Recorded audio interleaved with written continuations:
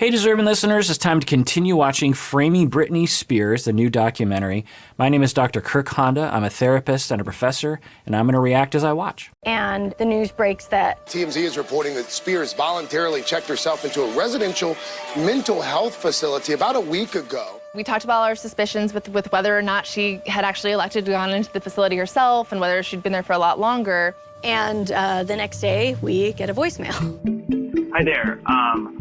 I cannot disclose who I am. Okay, so we have at least a news report that we kind of heard. The documentary is being very shifty about the information, honestly. But anyway, some voice report that reported that she voluntarily went into a mental health facility.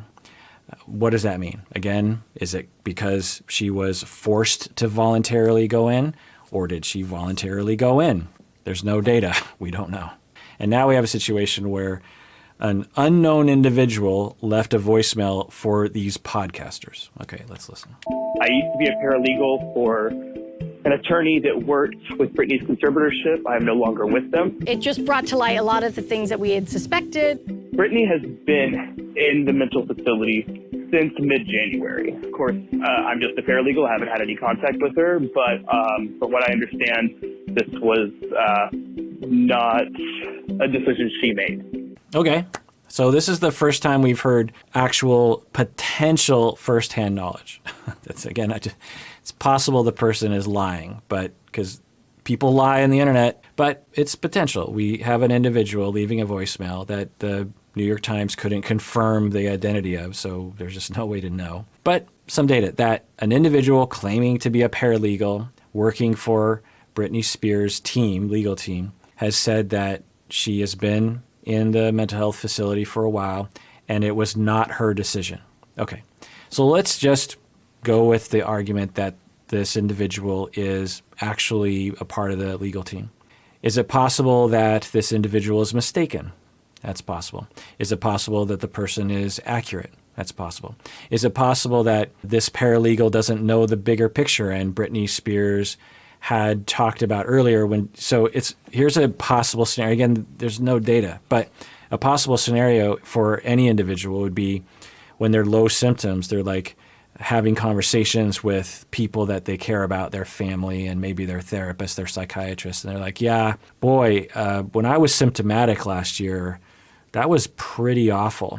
And I need everyone, if I become symptomatic again, if I become manic again, or if I become delusional or psychotic again, I need everyone to do what they can to protect me from myself. Because when I get hypomanic, I stop taking my meds. I think I don't need therapy anymore. I start spending all my money. I quit my job. I start dating random people that I wouldn't date normally. I stay up all night. All these horrible things happen. And so team, people, my parents, my spouse, my therapist, my psychiatrist, my doctor, I need you all to monitor me with my permission, with me being on board, that if I cross that line, you got to put me into an institution. You got to do something. We all agree on that, right? Because what happened last year was y'all didn't step in fast enough and I skipped town and all these horrible things happened. And then once the symptoms start to emerge, the individual's like, no, I like this feeling. I don't need to, I don't need the meds. I don't need to go to the hospital. And the team says, no, we've been here before, maybe even several times.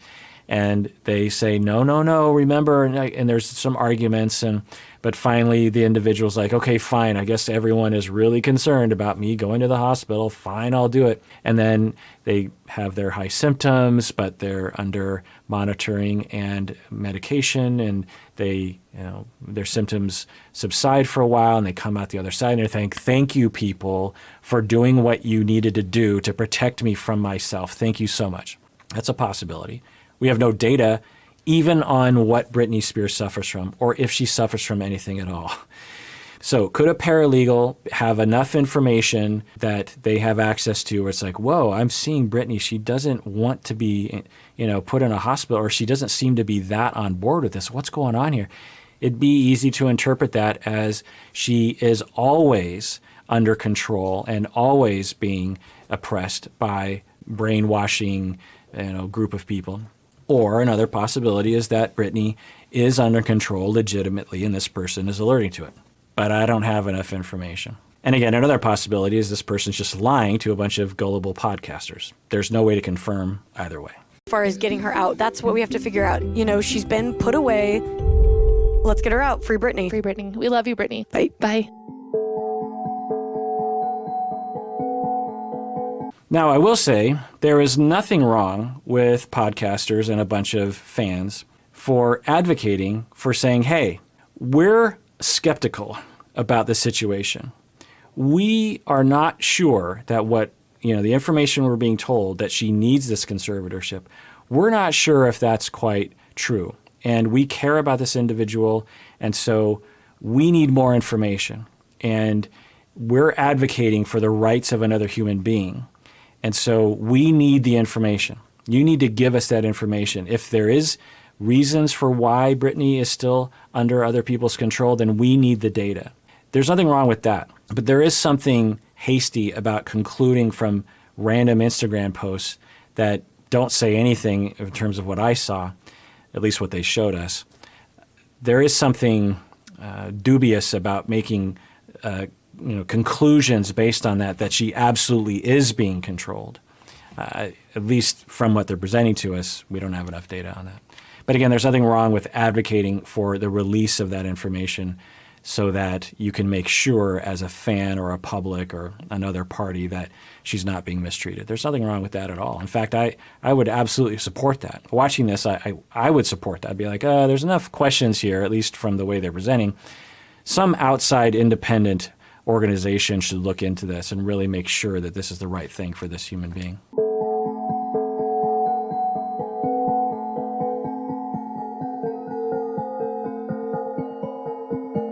All right, so we have a firsthand account from Britney's manager that Britney asked to go to the facility and that the conservators have no legal standing to force treatment.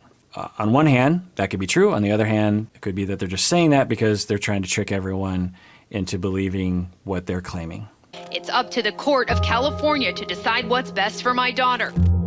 Yeah, you hear enough of that, and you do start to question, like, maybe I'm delusional. Maybe I don't know. I should just listen to the people who know her. You start to connect the dots, and you start to talk to other people who have the exact same thoughts that this isn't right. You ever question, what if you're wrong? If I'm wrong, and one day Britney does come out and tells us that we're wrong and leave her alone, we will do just that. So I'm just going to throw out a possibility. I've been speculating this whole time because this documentary is one big speculation that I'm speculating about. Here's a speculation.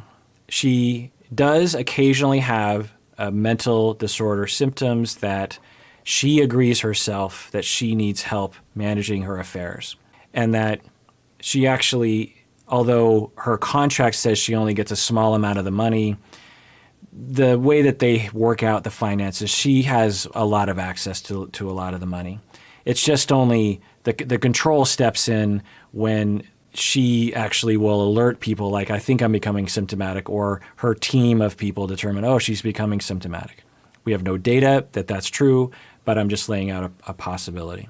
And over time, she determines, you know what, I think I'm getting a little better. Maybe I don't need that much control. And maybe there's some conflict there. Maybe she starts to say, you know what, I think I can end the conservatorship. And then people who, let's say they at least kind of care about her, maybe they care about her a lot. And they're saying, look, Britney, we've been down this road before. And maybe this is a little self-interested from the controlling party's perspective. They're saying, look, we've been down this road before. Remember 5 years ago when you said this exact same thing?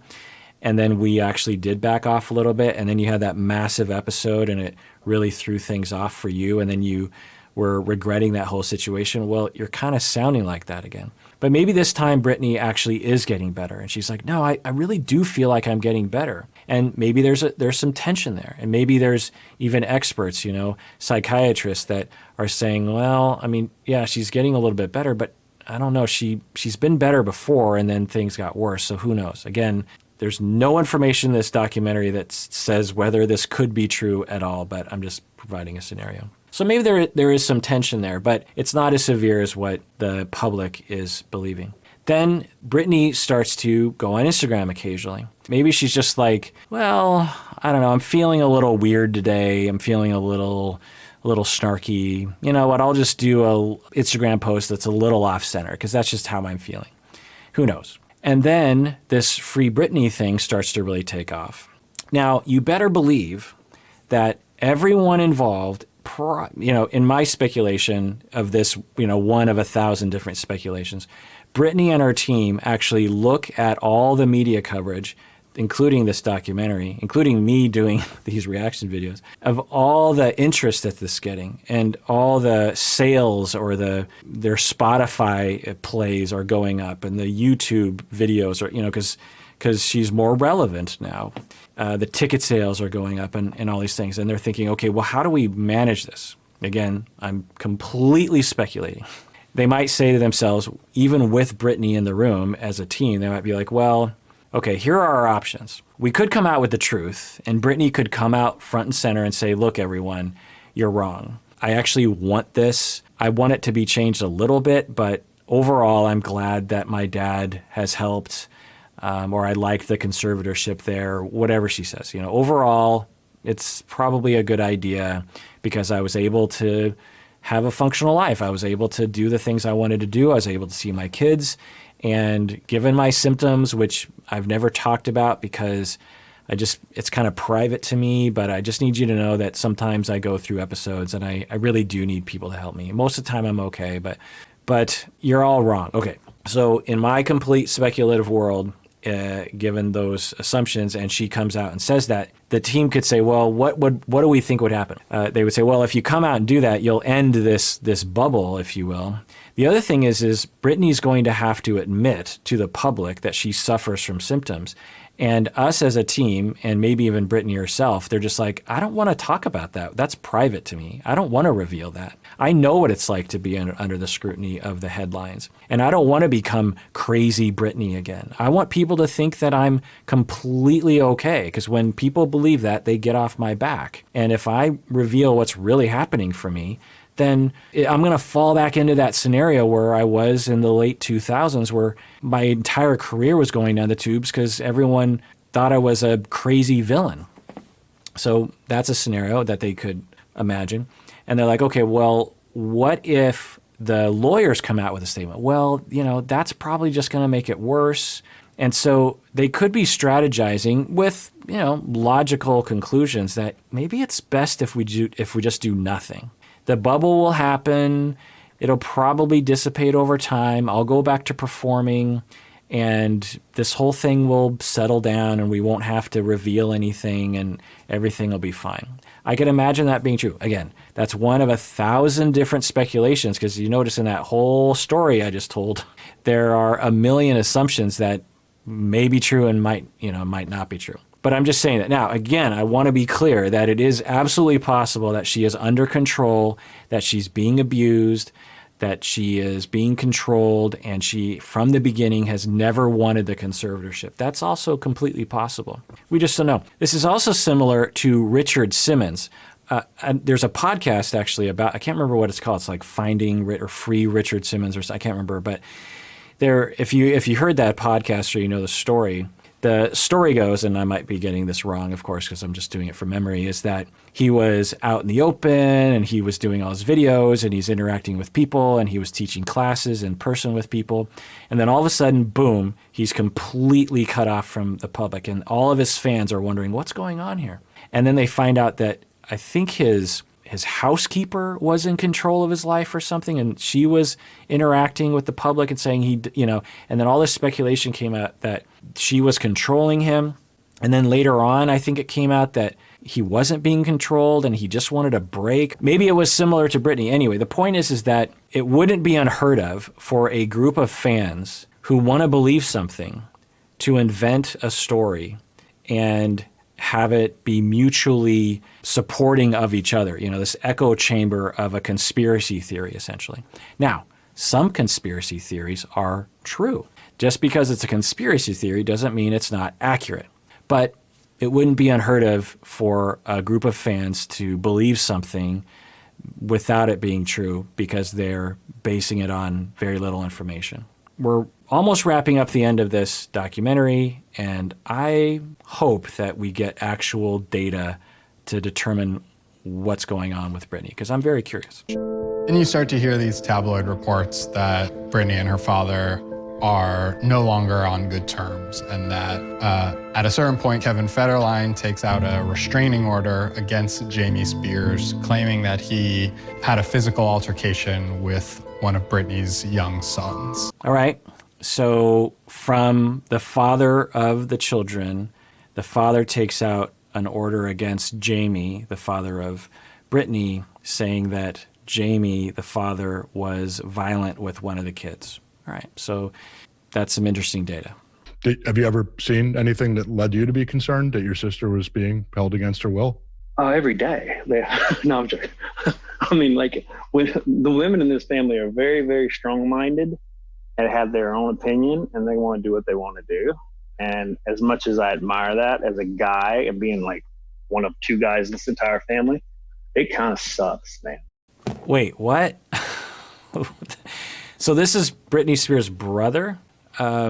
So this interviewer is asking him, is Britney being controlled? Have you seen anything like that? And then the first thing he does is he makes a joke about it, okay. And he says, no, I'm just joking. And then he says, I am one of only two men in this family, and the women in this family, when they want something, they just are so stubborn about it. So what does that mean exactly? Does that mean I, as a man, am not comfortable with women asserting their needs?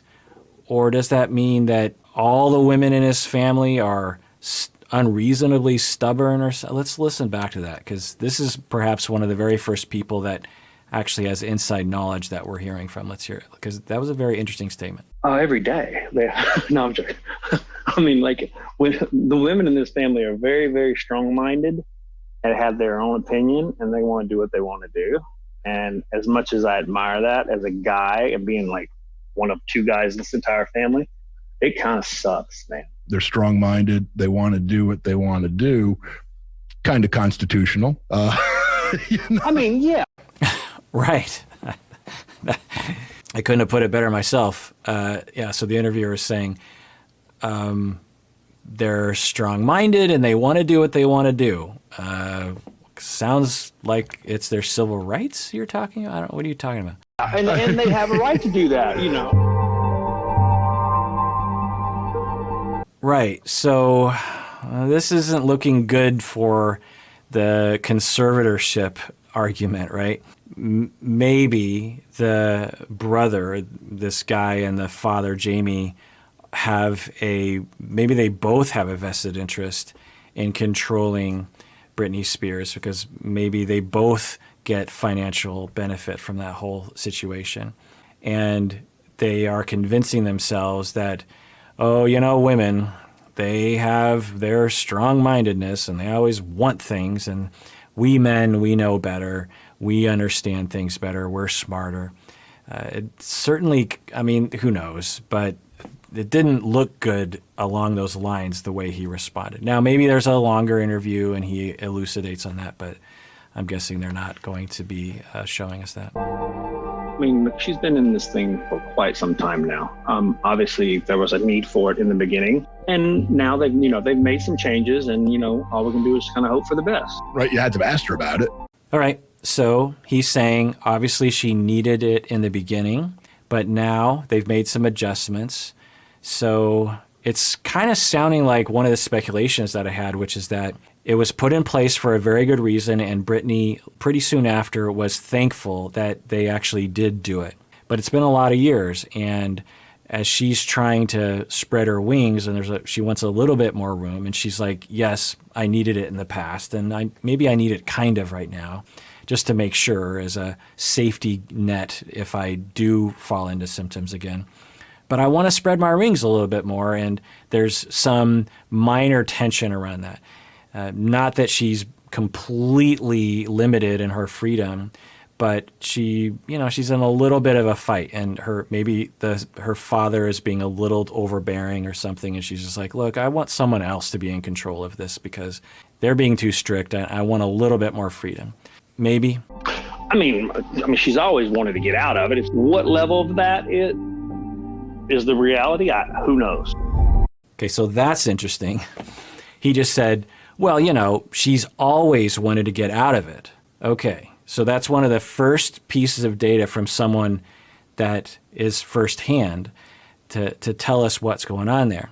Now it's starting to look a little bit more shady. Now, she could always want to get out of it, but there could be a good legal reason for it. I will say that it just is a little bit of a strange situation, given that it's been going on for so long.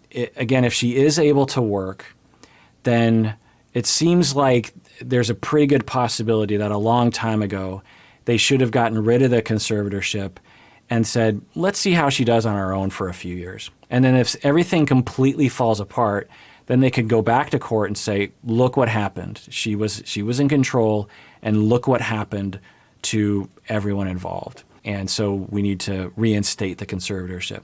Why didn't that happen? Is it because there was a good reason, or is it because there was a bad reason? I don't know. Indicates that she would like a bank to become the overseer of her estate.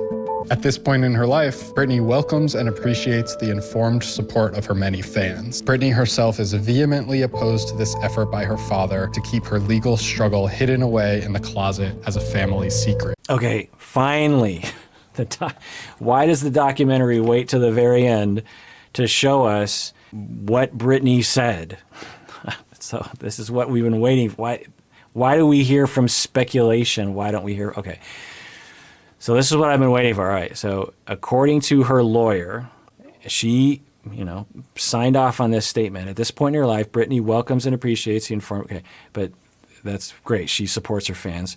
Although the sealing motion is supposedly for her protection, Britney herself is vehemently opposed to the effort by her father to keep her legal struggle hidden away in the closet as a family secret. Okay, so she's saying, I don't want my father. Now she is saying, I want a bank to be in control. Okay, so what does that tell us? It tells us that she's not saying, I don't want anyone in control. I want to be in control, because that's normally what happens. Usually the money you earn, you're in control of, right? But she's not saying that. What she's saying is, I need a conservator and I want it to be a bank. I'm guessing she's like, well, a bank is more by the book and not someone that wants to control my life in all these other ways or something. I don't know. But she's saying, I want a bank to be in control of these things. At least that's the way it seemed, the way they were saying.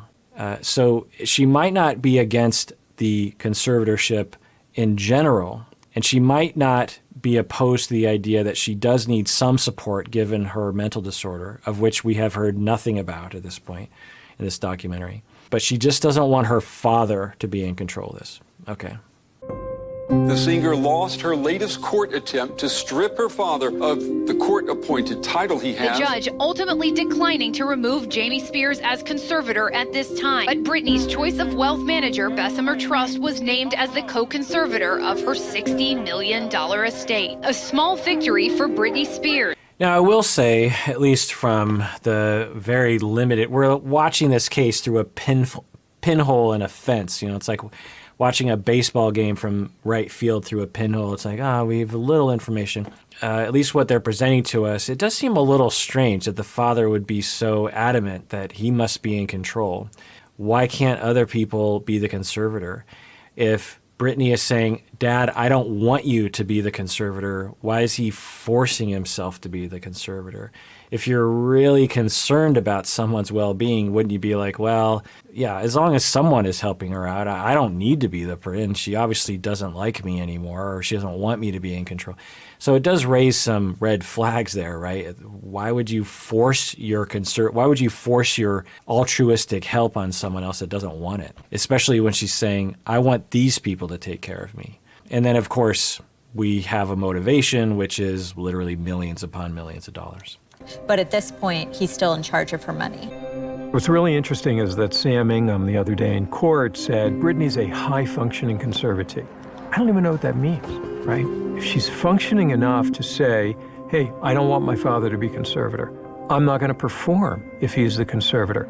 And like I've been saying from the beginning, is this sexism? Is it some sort of prejudice against Britney herself, given the way she's portrayed in the media? I wouldn't be surprised if that was the case. We don't have any data along those lines, but I wouldn't be surprised if you had a judge that thought a certain way, that thought, okay, Britney seems to be high functioning as a conservatee, but we all know how weird Britney is given what we've seen in the media. And so I'm not going to allow her control over her own life. So I could see that happening, but who knows? It's also possible that if we were in the courtroom and had access to all the reports and all the reasons for why the conservatorship exists in the first place, we might be convinced. But this documentary is probably never going to get to the bottom of any of the data. I thought it would. So the name of this documentary is called Framing Britney Spears. I just want to say from my viewpoint, at least what they presented here, and they haven't shown anything. They've just shown a bunch of people speculating. Again, I just want to remind everyone that the entire documentary centers around the idea that Britney Spears suffers from a mental illness, and the documentary hasn't even talked about it. Doesn't even identify what the mental disorder is. I kept thinking, well, eventually they're going to get to what disorder she has, right? Because that's what this is all about, and how severe it is and the course of it. No, now maybe the documentary people don't have any access to that, but we don't even have that fundamental knowledge. If she actually suffers from a mental disorder or not, and what are the symptoms? Why is the conservatorship in place? There are many people that have access to that information. All, the courts do, the expert witnesses, the lawyers. We don't, or at least I don't. Maybe she doesn't need a conservatorship. But the problem is we don't know what we don't know. Right, exactly. Maybe she doesn't need the conservatorship, but we don't know what we don't know. We don't know. No data to tell us either direction. I know at some point she will tell her story. I know she will. And I'm so grateful for when that point comes, that she's able to sit down and, everything will fall into place. Right. I completely agree. At some point, hopefully, she, if she wants, is able to tell the whole story. And it'll clear up all the mysteries. And we'll find out. Was it this? Was it that? Was it this? Was it something else? Who knows? And then we'll have our answers. She'll be able to tell us, look, this is what, and part of the problem, I wonder, is that as a society, we stigmatize people with mental disorders.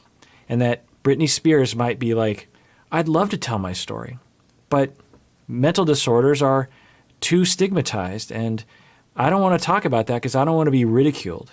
I don't want to be shamed. I don't want to be defined by that. If I come out and say I suffer from this or that, will that be all that people see me as? I don't want to be that. I want to be seen as a performer. I don't want to be seen as the mentally ill performer that went crazy with the shaving of the head. I know what that feels like. I don't like that feeling. I don't like that stigma. I don't want to be made fun of on Family Feud and people doing stand-up comedy acts about me. I don't want Jay Leno to make jokes about me on TV. I just want to be a performer. I just want to be on stage. I want to sing. I want to record. And so if we as a society did not have the stigma, maybe Britney would be able to tell her story. Maybe she would be able to say, look, everyone, let me clear the whole thing up. This is what's happening. But she can't do it because our society is so busted up. And if there's one thing we can learn from this documentary, one thing we can take away, is we do not have a society that is open and caring and intelligent about mental conditions. As I've been saying from the beginning, half of Americans, according to research, will suffer from a mental disorder, full-blown mental disorder, at some point in their life. So it's a completely normal thing to be diagnosed with a label like that. It's very commonplace to have major depressive disorder, to have generalized anxiety, to have obsessive compulsive disorder, to have borderline personality disorder, to have post-traumatic stress disorder or complex PTSD. it's very common to have these. One, because a lot of kids are being mistreated. There's a lot of trauma out there, and there's a lot of conditions that can emerge from that. And there's a lot of stress in life, and there's a lot of isolation. We all suffer from that, and sometimes that suffering rises to the threshold of a label in our DSM.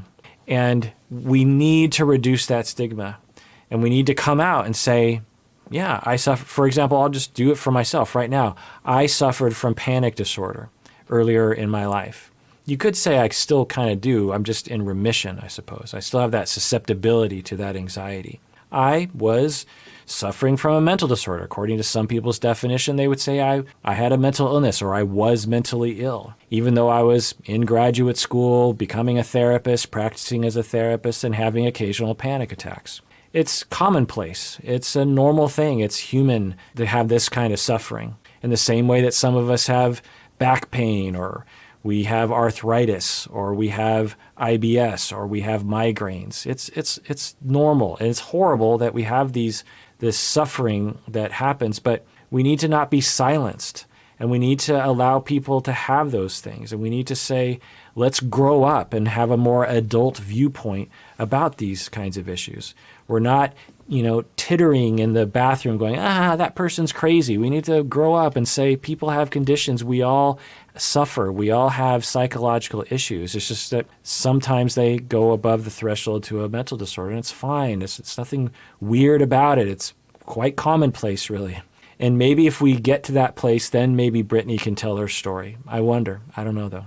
All right, well, that does it for that episode of Psychology in Seattle. Everyone out there, please take care of yourself because you deserve it, and take care of others. We all deserve it. We really, really do.